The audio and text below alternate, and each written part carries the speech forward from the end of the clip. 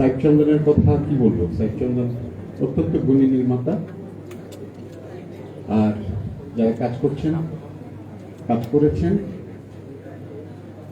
তারা তো আপনারা জানেন, আপনাদের সামনেই আছে। আরেকজন শুভ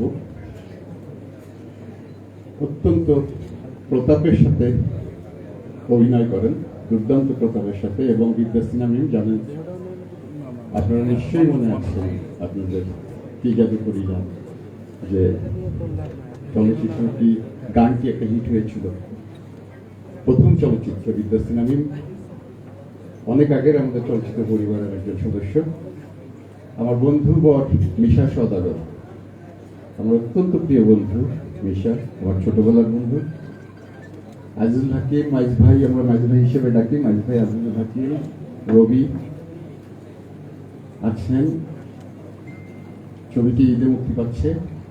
ছবিটি যারা কলাকুশলী, শিল্পী এবং এই চলচ্চিত্রের সাফল্য কামনা করছি, এবং চলচ্চিত্রটি যেন দর্শক নন্দিত হয়।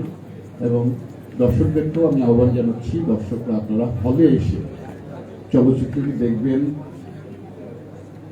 বাংলা চলচ্চিত্র দেখবেন, বাংলাদেশের চলচ্চিত্রের পাশে থাকবেন। ধন্যবাদ সবাইকে।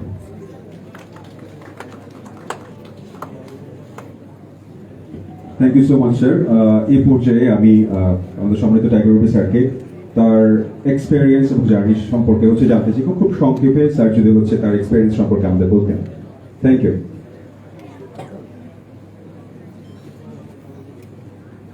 ধন্যবাদ সবাইকে। আসসালামু আলাইকুম। এখানে যারা বসে আছেন গুণীজন, পরিচয় দেওয়ার কিছুই নেই। তারপরও যদি বিশেষ ধন্যবাদ জানাতে হয় তাহলে আমি আসলে ধন্যবাদ জানাবো বর্তমান সময় যারা চলচ্চিত্র নির্মাণের ক্ষেত্রে যে সকল প্রযোজকরা এগিয়ে আসছেন। যদিও আমাদের চলচ্চিত্র বেশ কয়েক বছর একটা ভালো সময় পার করছে, বাট তারপরে অনেক চ্যালেঞ্জিং।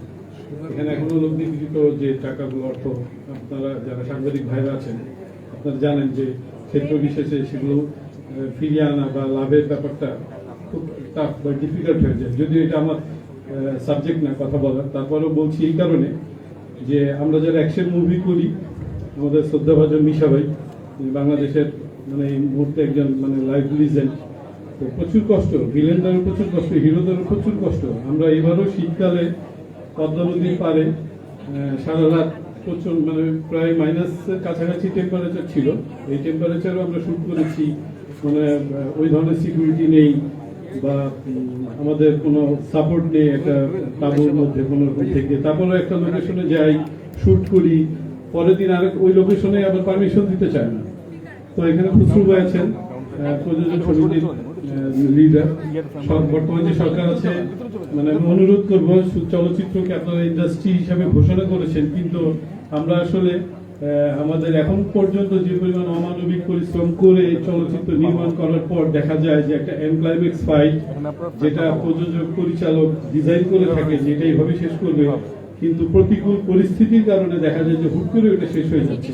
তখন হয়তো দর্শকরাই বলে যে কি যেন একটা পেলাম না। তো এই যে বিষয়গুলো মানে হইল না শেষ, মানে আমাদের চলচ্চিত্রের মধ্যে এই জিনিসটা ফিল করা যায়।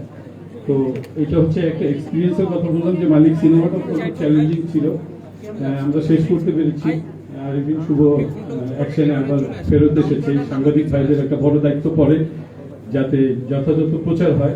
আমাদের সব চলচ্চিত্রই, আমাদের বাংলাদেশের সকল চলচ্চিত্র আমাদের, শুধু মালিকের প্রচার না, সকল চলচ্চিত্রের প্রচার করেন।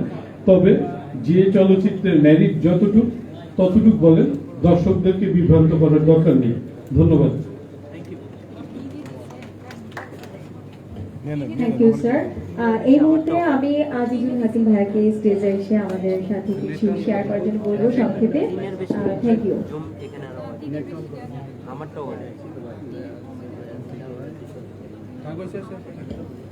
সম্মানিত সুধী, শুভ সন্ধ্যা। আমরা সবাই জানি যে কি কারণে আমরা সবাই এখানে একত্রিত হয়েছি, এটি বিশদভাবে ব্যাখ্যা করার প্রয়োজন নেই। আমি শুধু একটি কথাই বলবো, সেটি হলো যে একটি চলচ্চিত্র তখনই সার্থক হয় যখন সবার সম্মিলিত প্রচেষ্টায় এবং দর্শকদের ভালোবাসায় সেই সুপ্রতিষ্ঠিত হয়। চলচ্চিত্র একটি সম্মিলিত প্রচেষ্টা এবং এই প্রচেষ্টার প্রথম ব্যক্তি হচ্ছেন প্রযোজক। তিনি কিন্তু তার যে দায়, অর্থনৈতিক দায়, সেই দায়টি নিয়ে ঝাঁপিয়ে পড়েন। তার পরবর্তী পর্যায়ে আমরা যারা এর সঙ্গে সম্পৃক্ত হয়ে অভিনয় শিল্পী থেকে শুরু করে এবং শেষ পর্যন্ত দর্শক। তো আমি আশা করব আমাদের সম্মিলিত যে প্রচেষ্টা এবং এই প্রচেষ্টার মাধ্যমে মালিক যে চলচ্চিত্রটি নির্মিত হয়েছে সেটি দর্শকদের কাছে, দর্শকদের ভালোবাসায় শিখতে হবে এবং বাংলা চলচ্চিত্রে মালিক একটি বলিষ্ঠ ভূমিকা পালন করবে, এটা আমার বিশ্বাস। আমি এই চলচ্চিত্রে একটি অংশ হতে পেরেছি, তার জন্য আমি নিজেকে অনেক অনেক বেশি সৌভাগ্যবান মনে করছি।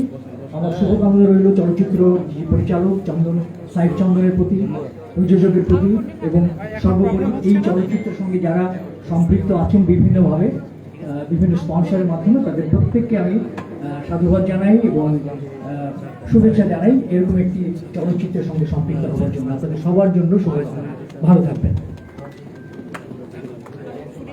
Thank you so much sir. আমি এই পর্যায়ে আমাদের যাকে আমি ডাকতে যাচ্ছি তাকে ডাকার আগে আমি কিছু বলতে চাই। মিশা সওদাগর স্যার, আমি হিউজ ফ্যান অফ ইউ এবং ছোটবেলায় আপনি যখন স্ক্রিনে আসতেন আমার খুব রাগ হতো, কিন্তু বড় যখন হলাম, যখন বসতে শুরু করলাম, তখন জানতে পারলাম আপনি কি দুর্দান্ত একজন অভিনেতা। মিশা সওদাগর স্যার আমাদের জন্য আসলে আমাদের বাংলা ফিল্ম ইন্ডাস্ট্রির জন্য বিশাল বড় asset, right? Can you have big round of applause for him please? আমি এই পর্যায়ে মিশা সওদাগর স্যারকে তার এক্সপেরিয়েন্স সম্পর্কে খুব সংক্ষেপে কিছু জানতে চাইব। স্যারকে পোডিয়ামে আসার জন্য বিশেষভাবে অনুরোধ করছি। জি স্যার, আপনি যে বসে বলতে পারবেন। থ্যাংক ইউ স্যার, আপনি আপনার মতো করে বলুন।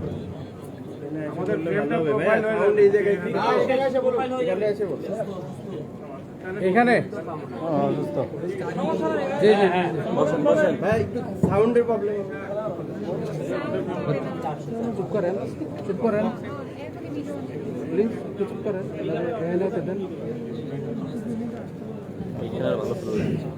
বিসমিল্লাহির রহমানির রহিম।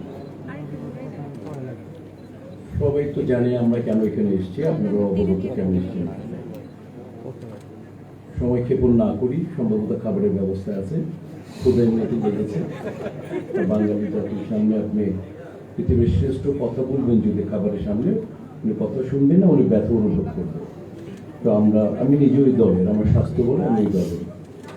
যা করি, যা করেছি, আল্লাহ সুবহানাহু ওয়া তাআলা যা করে দিয়েছেন দর্শকের মাধ্যমে, পরিচালকের মাধ্যমে, প্রযোজকের মাধ্যমে, আমার দেহ দেখলেই মনে হয় আমিও খাওয়া পছন্দ করি। খাওয়ার কোনো, আমার একটা ছবি ডায়ালগ ছিল, টাকার কোনো বিকল্প নেই। কারণ আমি বলতে চাই ভাই, খাবারের কোনো বিকল্প নেই। এরকম একটা কন্টেন্ট বলি বা খাবার বলি, আমাদের পরিচালক সাইদ চন্দন আমার ছোট ভাই, সাংবাদিক ছিল, হয়তো এখনো আছে, সাংবাদিক সারা জীবনের জন্য হয়। ডিরেকশন দিয়েছে নাটক থেকে আরম্ভ করে এই পর্যন্ত। সবসময় ওর ভিতরে একটা ক্ষুধা মানে সে অনুভব করে এবং সবসময় একটু ডিফারেন্ট কিছু করতে চেষ্টা করে। ভালো বাজেট পাইনি, ভালো আয়োজন পাইনি।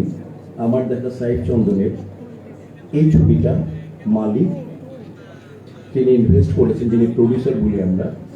আর প্রডিউসারকে আমরা বলি যারা আমরা 30-40 বছর আগে এসেছি ইন্ডাস্ট্রিতে, আমাদেরকে শেখানো হয়েছে প্রডিউসাররা হচ্ছেন পিতা ইন্ডাস্ট্রির মা হচ্ছেন ডিরেক্টররা, আমরা তাদের সন্তান।